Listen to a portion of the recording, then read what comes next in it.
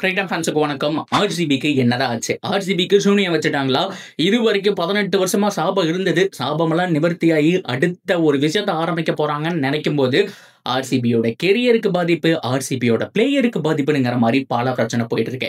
இதுக்கு நடுவில் trade window சண்டைகள் ஒரு பக்கம் நடந்துட்டு இருக்கு. சிஎஸ்கேல கண்டினியூ பண்ண போறது யாரு, சிஎஸ்கேல நம்பர் 4ல ஆட போற பிளேயர் யாரு, 1-down பொசிஷன்ல ஆட போற பிளேயர் யாரு அப்படிங்கிறது எல்லாத்தையும் கம்ப்ளீட்டா இந்த ஒரு வீடியோல பார்க்கலாம். அதுக்கு முன்னாடி ஃபர்ஸ்ட் டைம் சேனலுக்கு வரீங்கன்னா மறக்காம சப்ஸ்கிரைப் பண்ணி சப்போர்ட் பண்ணுங்க. அப்போதான் அப்டேட் எல்லாமே உங்களுக்கு வந்து சேரும். சரி வாங்க வீடியோக்குள்ள போகலாம். ஸோ ஃபர்ஸ்ட் ஆஃப் ஆல் ஆர்சிபியோட அப்டேட்ல இருந்து போயிடலாம். ஆர்சிபியை பொறுத்த வரைக்கும் இது வரைக்கும் இந்த கோர்ட்ல ஹியரிங் முடிச்சதுக்கப்புறம் கிட்டத்தட்ட 10 நாள் பக்கம் ஆகுது. இன்னும் எந்த அப்டேட்டும் வரல. 10 நாளைக்கு முன்னாடி போலீஸே சொல்லிட்டாங்க, நாங்களாம் எந்த பிரச்சனையும் பண்ணல, ஸோ எல்லாமே அவங்க மேலதான் தப்புனுங்கிற மாதிரி பழைய தூக்கி போட்டுட்டாங்க. ஸோ அவங்க சைட்ல இருந்து எந்த விதமான ஒரு சின்ன பின் ட்ராப் சைலண்ட் கூட இருக்கு அப்படிங்கிற மாதிரி தான் நம்ம சொல்லி ஆகணும். ஸோ பின்னு கீழே போட்டால் வர சவுண்டு கூட அந்த சைடு வர மாட்டேது. அந்த அளவுக்கு எல்லா விஷயத்தையுமே சீக்கிரட்டா வச்சிருக்காங்க.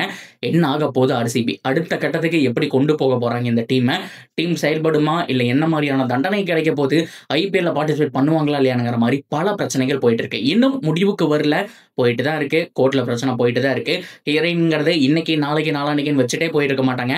ஒரு கேஸ் முடியுதுன்னா 10-20 நாள் கழிச்சுதான் மறுபடியும் அவங்க வருவாங்க. ஸோ ஆர்சிபி மறுபடியும் இந்த மாச கடைசிக்குள்ள ஒரு தடவை போயிடுவாங்க அப்படிங்கிற மாதிரி தான் சொல்லி ஆகணும். ஸோ அங்க மறுபடியும் என்ன சொல்றாங்களோ அதை பொறுத்து தான் ஆர்சிபியோட ரிசல்ட் என்னங்கிறது தெரிய வரும்.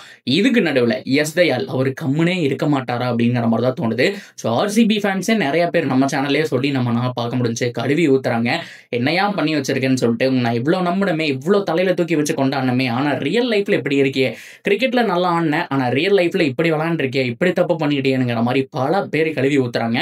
ஆர்சிபி ஃபேன்ஸ்க்கு பல கோவம். ப்ரோ நமக்கு தேவையே கிடையாது, இன்னொரு பிளேயரை வாங்கிக்கலாம்ங்கிற மாதிரி நிறைய ட்ரூ ஆர்சிபி ஃபேன்ஸ் நம்ம சேனல்லே சொல்லியிருந்தாங்க. என்னங்கிற விஷயம் நிறைய பேருக்கு தெரிஞ்சிருக்கும். நம்ம சேனல் அதை பத்தி டிஸ்கஸ் பண்ணக்கூடாதுன்னு நினைச்சேன். இருந்தாலுமே பெண் கிட்ட ஒரு தப்பா நடந்திருக்காருங்கிற விஷயம் தான். ஆல்ரெடி ஒருத்தர் கிட்டங்கிற மாதிரி ஒரு தகவல் வந்துச்சு. இப்போ மறுபடியும் இன்னொருத்தர் கிட்டன்னு சொல்லிட்டு ஒரு ஆக்ட்ல அவரை ஆல்மோஸ்ட் அரெஸ்ட் பண்ண போறாங்க. ரெஜிஸ்டர் பண்ணியாச்சு. நெக்ஸ்ட் அதுதான் அவருடைய கெரியர் கேள்விக்குறிதான் கைஸ், அதுல மாற்றமே கிடையாது. அவர் மறுபடியும் அதெல்லாம் ப்ரூவ் பண்ணாட்டியுமே அவர் மேலதான் தப்பு இருக்குங்கிறது கிளியரா ஆயிடுச்சு. எல்லா விதமான ஸ்ட்ராங் எவிடன்ஸும் ஒரு பக்கம் இருக்கு. இனிமேல் வாய்ப்பே கிடையாது. பட் ரிலீஸ் ஆகி ஸோ மறுபடியும் அவர் வெளியிலேயே வந்தாலுமே கூட ஆர்சிபியில அவரை பார்க்க முடியாது. மறந்துருங்க அப்படிங்கிறதான் நம்ம இந்த இடத்துல சொல்லி ஆகணும். ஆர்சிபி ஃபேன்ஸே அவர் இல்லைன்னா என்ன ப்ரோ நிறைய பேர் இருக்காங்க, ஆனால் அவர் லைஃப்ல தண்டனை அனுபவிக்கணுங்கிற மாதிரி சொல்லிட்டு வந்துருக்காங்க. ட்ரூ ஆர்சிபி ஃபேன்ஸுக்கு நான் பாராட்டுக்களை தெரிவிச்சுக்கிறேன். ஸோ நம்ம இந்த மாதிரி தான் நின்னாகணும். அவர் பண்ணது தப்பு தான்ங்கிறதையும் அவர் உணரணும். ஸோ பொறுத்திருந்து பார்ப்போம். ஆர்சிபிக்கு நான் சொன்ன மாதிரி 18 வருஷத்துக்கு அப்புறம் கோப்பை அடிச்சு வேற லெவலில் இருந்தாங்க. ஆனால் ஒரே நாளில் அடுத்த நாள் தேவையில்லாத ஒரு செலிப்ரேஷன்னால ஒரு 11 உயிர் போச்சு. ஸோ அதுக்கப்புறம் ஆர்சிபியோட பிரச்சனை இன்னைக்கு வரைக்குமே போயிட்டு இருக்கு. எஸ்தாயலுடைய பிரச்சனையை பார்க்குறோம். இந்த மாதிரி பல பிரச்சனைகளை ஃபேஸ் பண்ணிருக்காங்க. உண்மையாலுமே சந்தோஷமான தருணம் ஆர்சிபிக்கு இருந்தது, அண்ட் ரொம்ப ரொம்ப கடுப்பான தருணமும் போயிட்டு இருக்கு அப்படிங்கிறத நம்ம இந்த இடத்துல பார்க்க வேண்டிய ஒரு விஷயமா இருக்கு. பொறுத்திருந்து பார்ப்போம் கைஸ் என்னதான் நடக்குது அப்படிங்கிறத. அப்படியே கட் பண்ணிட்டு சிஎஸ்கே உடைய அப்டேட் பார்ப்போமா. சென்னை சூப்பர் கிங்ஸை பொறுத்த வரைக்கும் 1-down அண்ட் நம்பர் 4ல ஆட போற அந்த பிளேயர் யாரு, அதுதாங்க ரொம்ப குரூசியல். நிறைய பேர் பேசிட்டு இருக்காங்க. ஸோ 1-down பொறுத்த வரைக்கும் இப்போ வரைக்குமே நிறைய பேர் நிறைய ஆப்ஷன் இருக்கு. ருத்ராஜ் தான் வருவாருன்னு சொல்லிட்டு, ஆனால் ருத்ராஜுடைய பொட்டன்ஷியல் ஓப்பனிங் தான். ருத்து அண்ட் ஆயுஷ் மாத்திரவே ஓப்பன் போடுங்க, இல்லை ருத்து அண்ட் டிவானை போடுங்க. 1-downல வேற ஏதாவது பிளேயரை போடுங்க. ஸோ சஞ்சு சாம்சன் கிடைச்சிட்டாரு அப்படின்னா அவர் 1-down இல்லைன்னா நம்பர் 4ல ஆடுவார், அதுல மாற்றமே இல்லை கைஸ். ஆனால் பிரச்சனை Sanju Samson and Cameron Green அவருடைய ஒரு ட்ரேடும் பார்த்துட்டு இருக்காங்க. ஒரு கன்மானியான ஒரு ஆல்ரவுண்டர். பட் இருந்தாலுமே இன்னொரு பிரச்சனை என்ன அப்படின்னா, சாம் கரன் நம்ம சைடில் இருக்காரு. சாம் கரனுடைய பர்ஃபார்மன்ஸ் லாஸ்ட் ஒரு 2 இயர்ஸாக நல்லா இல்லை. பவுலிங் அவ்வளோக்கா போறது கிடையாது, அவருக்கு இந்த ஸ்விங்கு கிடைக்கிறது கிடையாது, சீன் பொசிஷன் மிஸ் பண்றதை நம்மளால பார்க்க முடியுது. பயங்கரமா அவர் வந்தாலே பூ பவுலருங்கிற மாதிரி போட்டு பொழந்துடுறாங்க. ஆனால் பேட்டிங்ல நல்லா இம்ப்ரூவ் பண்ணியிருக்காரு. பார்த்தாலே தெரியுது எங்கெங்க சிக்ஸ் அடிக்கணும், எங்கெங்க நீட்டாக ஆடணுங்கிற மாதிரி கம்ப்ளீட் ரொட்டேஷன். ஃபர்ஸ்ட் எல்லாம் சுத்திட்டு இருப்பாரு, இப்போ கம்ப்ளீட் ரொட்டேஷன் நீட்டா பெஞ்சமின் ஸ்டோக் மாதிரியா நான் பேட்டிங் விளாடணுங்கிற மாதிரி அவரு கூட சேர்ந்து விளாண்டு பழகி இருக்கிறாரு போல. ஸோ அந்த அளவுக்கு கிளீன் ஸ்ட்ரைக்கிங் எபிலிட்டி அவர்கிட்ட இருக்கு. ஸோ பேட்ஸ்மேனா ப்ரூவ் பண்ணிட்டு இருக்காரு, ஆனால் பவுலரா ப்ரூவ் பண்ணல.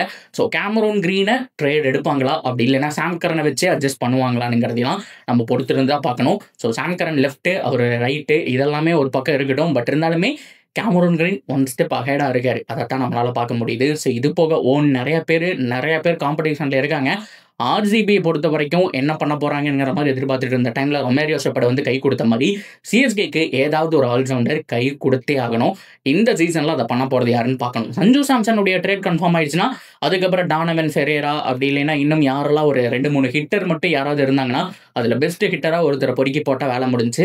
சஞ்சு சாம்சனுடைய ட்ரேட் வந்துட்டு கை கூடல அப்படின்னா 2 இல்ல 3 பிளேயர்ஸை பேக்கப்புக்கு எடுத்தாகணும்.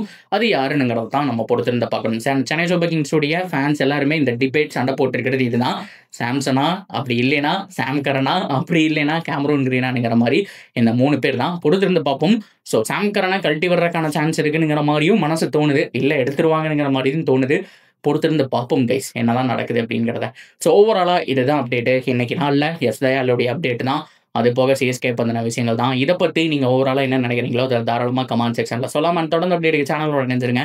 சப்ஸ்கிரைப் பண்ணி சப்போர்ட் பண்ணுங்கள்.